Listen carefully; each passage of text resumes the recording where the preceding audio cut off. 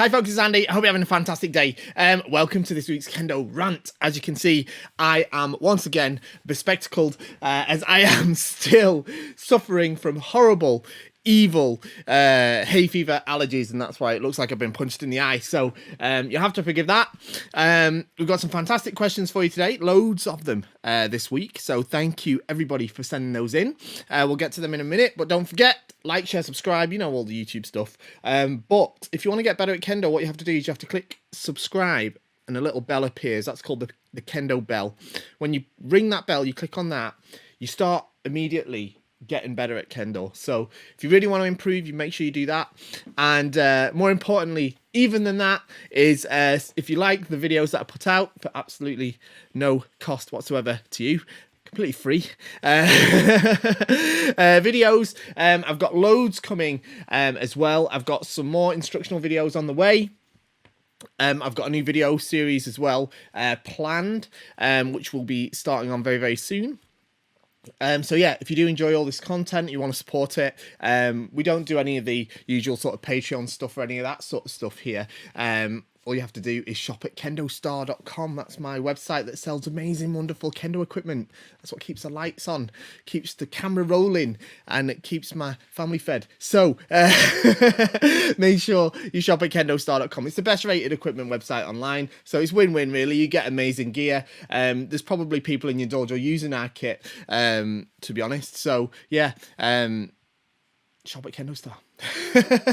Right, let's get into these questions. Do you like a short burst mokuso or a long, loud, couple of seconds mokuso? I love being filling up the taikukan, where I practice when we do have practice with my voice. But no one else, even older men, don't do it.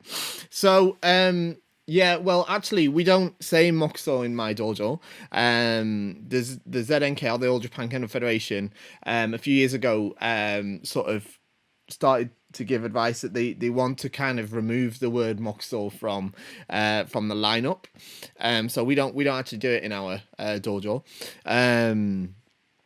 So yeah, I don't particularly prefer either because we don't do it. But the sort of loud, long one, yeah, to me it's a little bit more. It kind of reminds me of like high school students, so it is more of a young person's thing. So yeah, I've experienced both. I think for me it should be loud, if you do that sort of thing, but it doesn't have to be like really super long, I guess. Next one, let me see if I can highlight this. In a recent Kendo rant, you referred to how Kendo can make one a better person. How do you believe Kendo's made you a better person? Well, that's difficult to answer, isn't it? Because I don't know what I would have turned out like if I didn't do Kendo. But yeah, it's quite a deep answer. Do I want to get into it? I don't know. First thing is you definitely need to watch the video I've done about how Kendo makes you a better person, because most of that applies to me, to be honest. Kendo does make you a better person. That's what it exists for.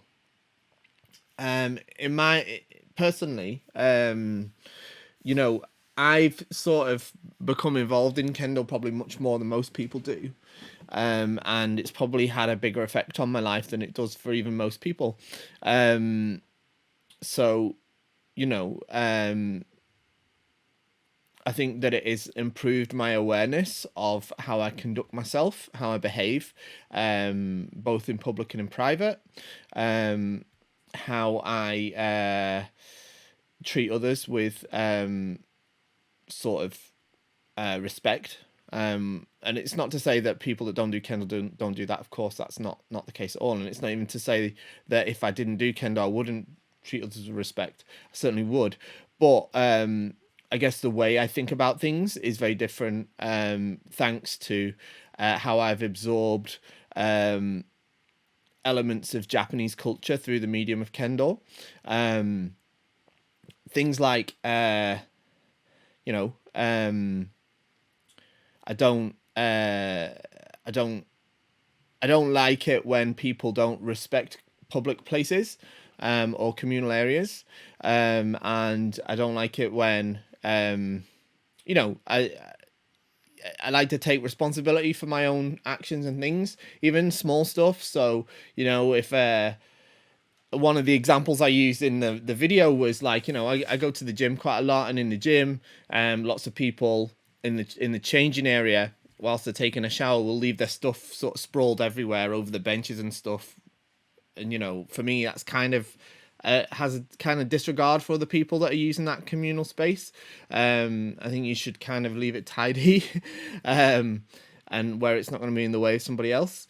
Or like, you know, if you go to like a fast food restaurant, I think you should always clear up your own rubbish and throw it in the bin yourself. I don't think you should expect employees to do that. And even at another restaurant, you know, my family and I will usually tidy up the table. Once we've finished eating, we'll collect the plates together and make it as easy as possible for the staff that are working there. Stuff like that. I think that's stuff that I've gained through Kendo, as well as sort of mental fortitude, dealing with difficult situations, difficult times in my life, and very high pressure situations, which I've managed to come through positively thanks to the resilience I think that Kendo has given me. So yeah, and loads of other ways as well, but I can't spend the whole episode on that question. I could do, but I don't think I will. Okay, so there's lots of ways. There really is. Okay, next one. Do you know why Munedzuki, I think is what you mean, has been banned from the rules? I don't know a great deal about it. I haven't spoken to people who are in charge of that, of course. But what I've read on kensh247.net, which is a great website for that sort of thing, is that basically it wasn't part of the original rules when Kendo was reintroduced, but it was added to combat the popularity of Jordan, which I guess was perceived to have some sort of advantage, which I can sort of understand.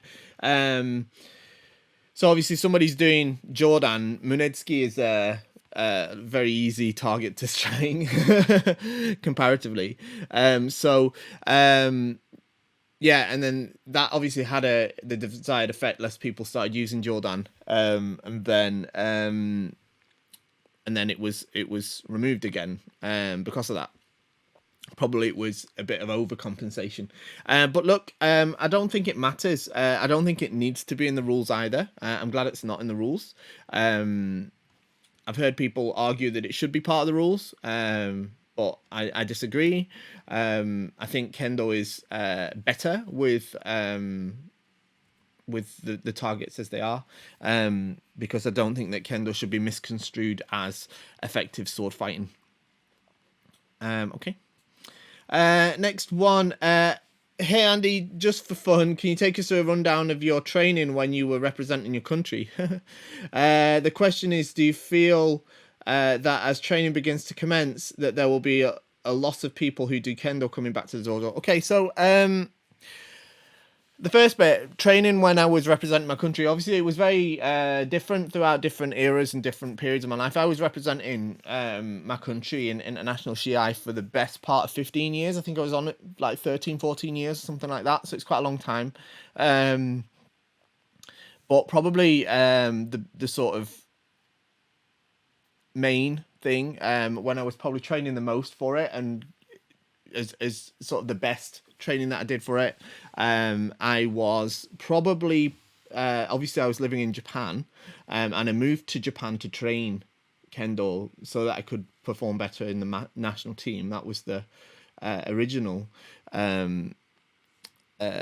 incentive. But in terms of what I would do, I guess, yeah, during the best times I'd probably do practice in the dojo maybe 6 or 7 times a week, sometimes a bit more, up to 10 times a week probably at the peak. Sometimes it was with lots of other people, like in a group, like a dojo practice. At the time I worked in a company that had its own dojo and had a company Kendo club, so we had practice there sort of twice a week. And then I also had other staff members that we would organise private practices, either in the morning before work or in the evenings after work. I was pretty much doing Kendo every day, usually more than once a day. I was trying to balance it between the sort of types of Keiko that I was doing. What you have to do to really improve at Kendo is lots of hard practice, especially in the sort of formative stages of your Kendo. So I was trying to get in as much Karigeko, Uchikomi, Oikomi type Kirikaishi, obviously, practices as I could.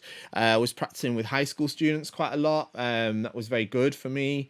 As well as, like I say, in my company's Kendo Club team, they were a very, very high level team at the time. So that was quite good. And then, other days I was, other times I was trying to, when there wasn't other group practices, I was going to the gym and stuff, working out as much as I could. And then, like I say, I was also trying to balance it with getting practice with senseis, so as many Hachidan senseis as I could, and also Shiai, tried to participate in Shiai as much as possible as well, which is not super easy to do in Japan as an adult. There's not that many opportunities for Shiai, maybe just a few times a year, but managed it. It was quite good. It was a bit of a shame that I came to that level of Kendo practice a little bit too late. I was already sort of 4th dan going on 5th dan by the time I got to that level of intensity in my practice, and I was already sort of getting on towards my 30s. So my sort of early 30s and stuff. I guess it was my early 30s. If I'd done that sort of 10 years earlier, I wouldn't have been able to do it 10 years earlier. But, if I'd done it even 5 years earlier, I could probably have achieved a lot more. But that is life. I had to work as well. I had a job. It wasn't my, it wasn't my only, the only thing I was doing. And a family, of course. Hi, Andy. I was wondering if you take a strike to the men and it is especially painful. Oh, I skipped your other question. Sorry, I just realised I skipped the last part of that question. It says, do I feel that when trainings begin to commence, there'll be a loss of people who are doing Kendo coming back to the dojo? Sorry, I'll just skip back to that. Yes and no. Obviously, some people are not going to come back. Right, obviously some people aren't. That's inevitable. But I also think that there's a very big appetite for new people to come back as well. I think there's a lot of people that have sort of been lacking physical exercise and group activity that are probably chomping at the bit to get into something like Kendo. So I think there's an opportunity for Kendo to grow as things start to get better. Okay. I was wondering if you take a strike to the men, it's especially painful. Is it due to the men being sized wrong, worn down, or a bad tenugui or something else? Recently, I've been taking a few men strikes and had to stop for a moment because it hurt especially badly, and I've been doing Kendo for 2 years. Thank you. Okay, there's lots of reasons that could be the cause of that. It could be the quality of the men. It could be that the men is worn away. It could be that you're putting the tenugui on wrong. It could be that you're tying the men wrong. It could be that the person hitting you is doing it wrong, and they're hitting you too hard. That's probably the most common reason for this happening, but it's not the only one. It could be that you are not in correct posture when you're receiving the strike. I think a few people commented on this, bringing up some of those things as well. And it could be any one of those, or it could be a combination. All right. So, your men protects your head. Okay. So this is one of the things that I kind of don't get about, I know that KendoStar as a company is not the cheapest out there. All right. I know we're not, because we're not trying to be the cheapest out there, all right? We're trying to be the best, and I won't compromise on the quality of our equipment, just so that I can offer you a cheaper price. I've never really quite understood why, and I know everybody's got sort of a budget, and everyone's got different, obviously financial means. I understand that, but right, your Borgu protects your life, okay? It protects your body, it protects your health, and it ultimately protects your life. It's not something that you want to skimp on, all right? So that's why even our sort of lower end sets at KendoStar, you'll probably find cheaper sets elsewhere, but you're gonna have to use your own judgment on that as to whether that's a risk you want to take. So it could be the quality of the men. It could be that it's worn down if you're using one that you've borrowed, or that you bought a cheap one and it's already sort of broken. It could be the way you're tying the tenogiri. So readdress that. See if that's something that could help. It could be the way you're tying the men. If you're tying the men with the knot too low, like at the nape of your neck, that can contribute to this, because the himo are going to come right over your ears, all right? They're not going to sit in the right place. It's not going to help the men protect you properly, all right? Make sure you're tying the men with the himo, the knot, at the level of your eyes, all right? Not too low. Tying it too low is a very, very common problem. And finally, make sure that when you're in your kamae and you're receiving, you remain in your kamae, all right? You don't need to lift your chin this way, all right? But you don't need to put it down this way either, which some people do, and I've never really got that, but some people sort of do this. You don't need to do that. Just remain in your kamae. You don't need to kind of do like this, but just remain in your kamae, so that the strike, the shinai must impact with the menbuchi, which is the black and red painted bit, and the menbuton. All right, it doesn't necessarily need to impact directly with the mengane, but it does want to impact with the menbuchi and the menbuton. That depends on the person's height, of course. All right, could be any of those, so readdress them. I recently read an article by a well-known international Kendo publication that referred to victory and defeat in the opening paragraph. While Shiai is an essential component of Kendo, do you think that such language diminishes the purpose of Kendo? So that's a really good question. I did have a little bit of dialogue with you about this on the Kendo Show Early Access group, where this question was posted, and asked if you could send me a link to the article, which you very kindly did. I found the article, I've read it. I also found the original Japanese article, and I read that as well. And that really gets to the bottom of the issue. This is where there's a slight problem now, where we've got these fantastic resources, which is wonderful. In English, we've got fantastic YouTube channels.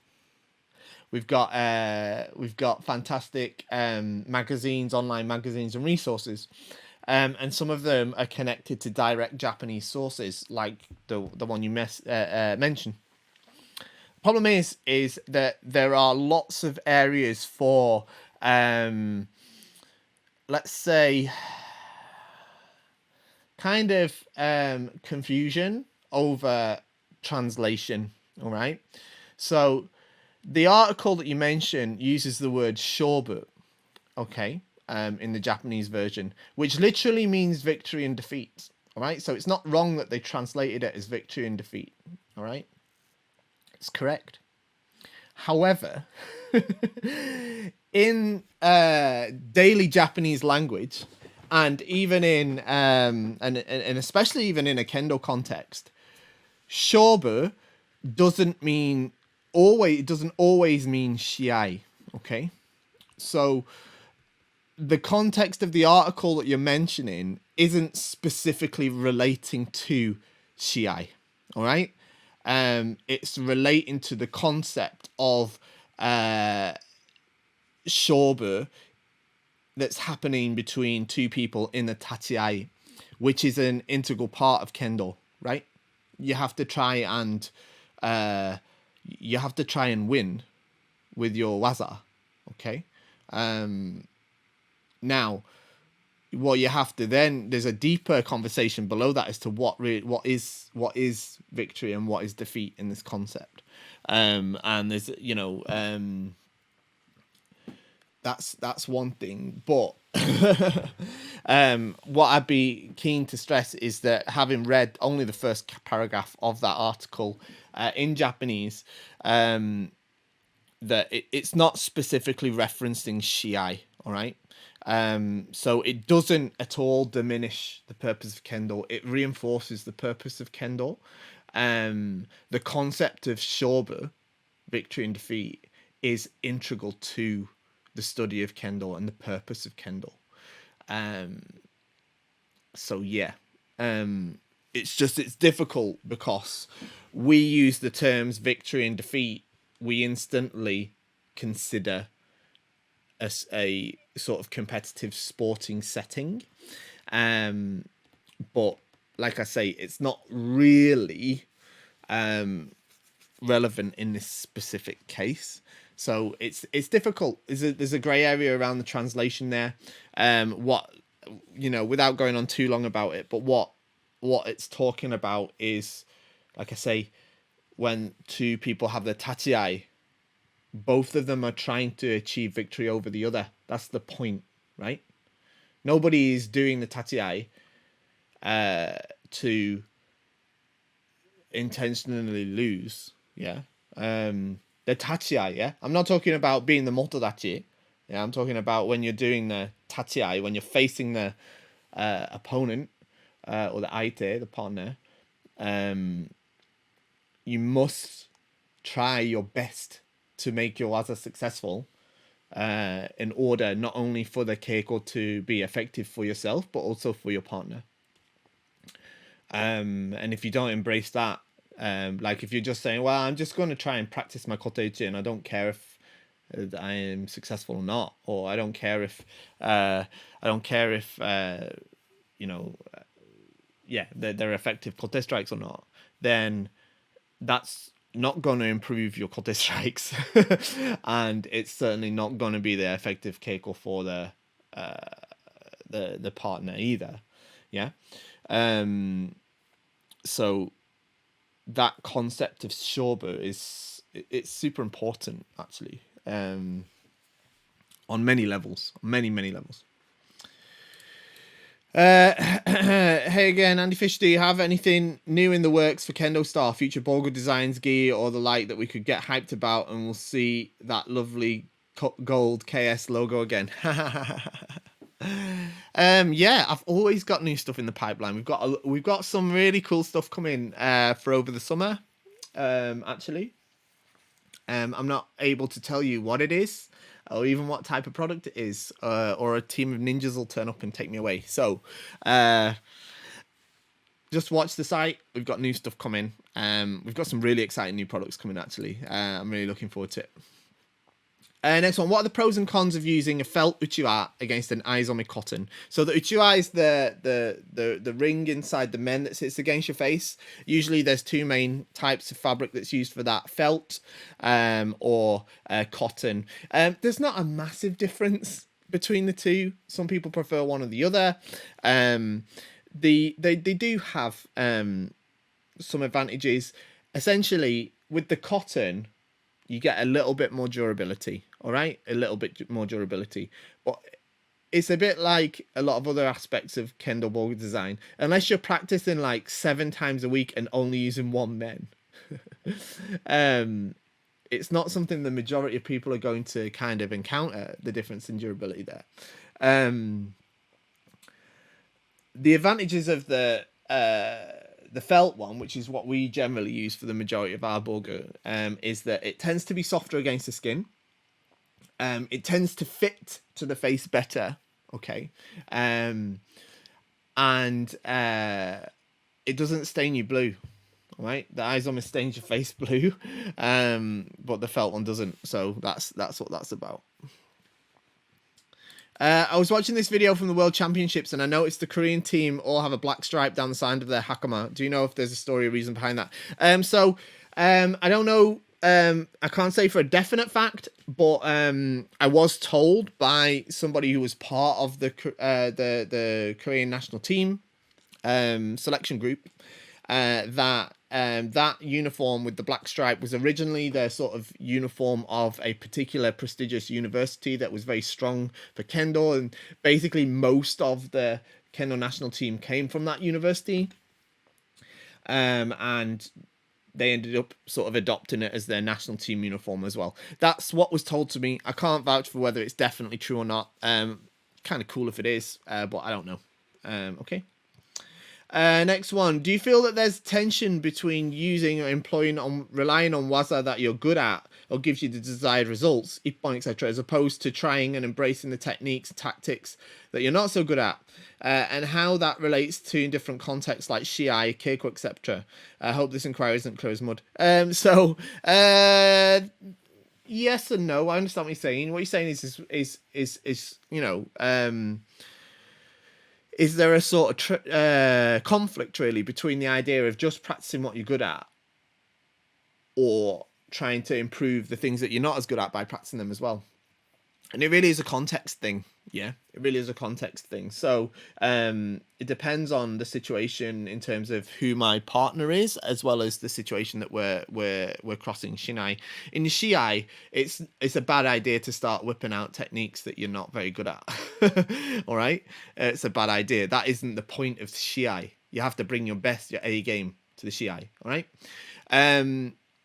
If it's keiko, then it depends on your partner as well. All right. I don't think if you're with like a sensei or senior, it's not really the good time to try and sort of like, oh, I've decided to try and practice my mennuki gyakudo or something because I'm not good at it and I want to get better at it. And I want to see if I can do it on sensei and then feel good about myself. That's not really a good way to do it either. You're better practicing waza like that on juniors from you. I don't mean in age, I mean in your sort of, or your peers. Against your sensei, you should be trying to make bold attacks with full spirit that are, you know, with full semi, all right, committed strikes, without care as to whether they're successful or not. You should just try to throw everything to them against the sensei. So, but that's different. Again, so it depends on who you're practicing with. All right, you have to use your judgment a bit, but you do have to do both. Yeah, sometimes you do have to practice techniques that you're not that good at. Next one. Hang on a minute. That thing you said last week about having a hand stitched boga made up, is that a business thing or a personal thing? Well, for me, business and personal aren't separate. I don't really have much of a separation between that, especially when it comes to Kendo. But yeah, I mean, I'm exploring some options with hand stitched boga in terms of designs and stuff like that. For business. Whether we'll ever end up implementing them into KendoStar or not, I don't know. On a personal level, frankly, I'm not that fussed about having hand-stitched boga. It's not something I particularly feel that I need. I'm very happy with my Vanguard Praetor and my Kaisei boga sets. I've got two extremely beautiful premium boga sets that do not need a hand-stitched boga. I actually think the Praetor, which is like...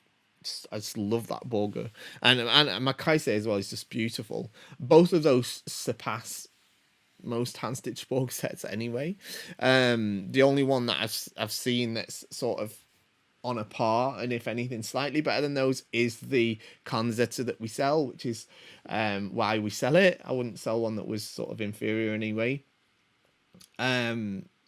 I mean, the kanzetsu is beautiful. It's just really, really nice. So that's where I'm sort of going with it. But like I say, it's not something that I feel necessary just on a personal basis. There's the only thing I would say is it's a kind of shame because I do think that it is on its way out, hand stitched boga. I think probably in 10 years time it'll be much rarer than it even is now, and it's rare now. It's not like sort of 15 years ago, like hand stitched boga was still quite common, especially among senior grades, but it's just not that way anymore.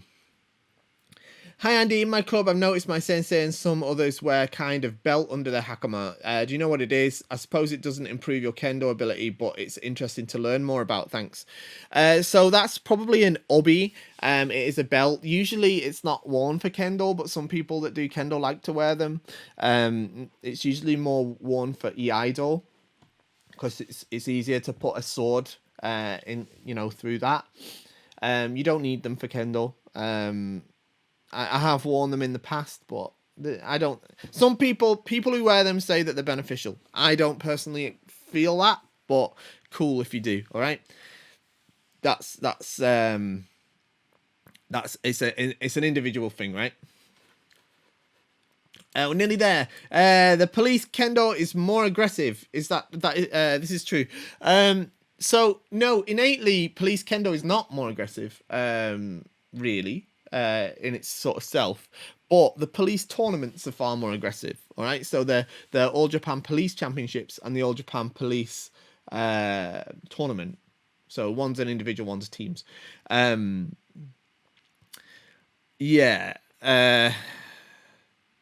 Their tournaments, and I know you could say, well, that means police kendo is more aggressive, but if you look at the police officers when they're in the other tournaments, like now let's leave the Worlds to one side, right, because the Worlds is an aggressive tournament as well for lots of reasons, but the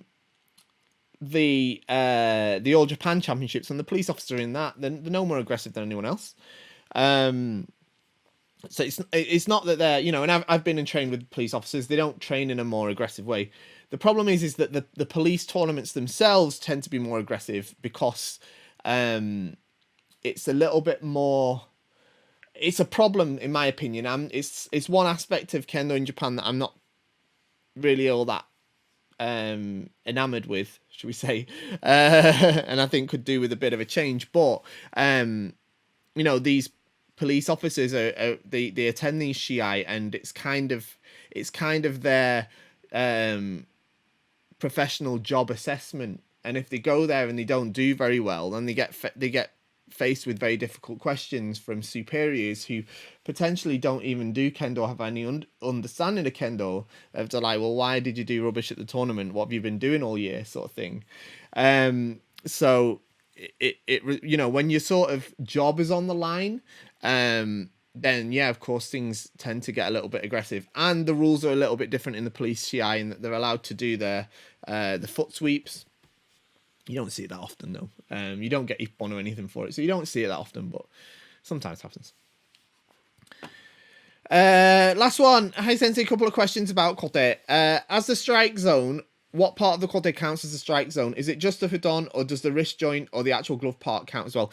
No, the official strike zone is just the futon. All right, just the futon. Now, that isn't to say that if the kote is slightly off target, or hits the wrist portion, especially the wrist portion, that's often sort of overlooked. But it doesn't mean that you'll never, that would never be considered valid ippon, and it should never be considered valid ippon. It depends on the situation and the context of the strike itself. But to keep things clean and simple, it's just the kote buton, all right? If the futon is hit, but the tsuba is also hit, is it still considered a clean hit? No, generally not. No.